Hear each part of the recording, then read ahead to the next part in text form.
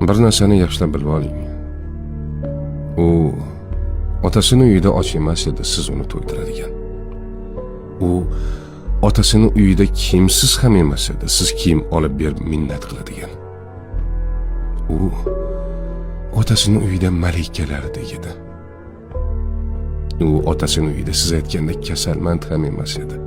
Siz boshing kasaldan chiqmaydi deb nomlaydigan.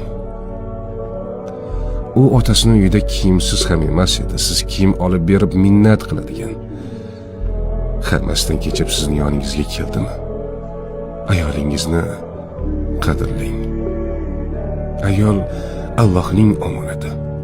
Uni xo'rlash omonatga xiyonatdir. Omonat qilib bergan zot bir kun omonatning ustida albatta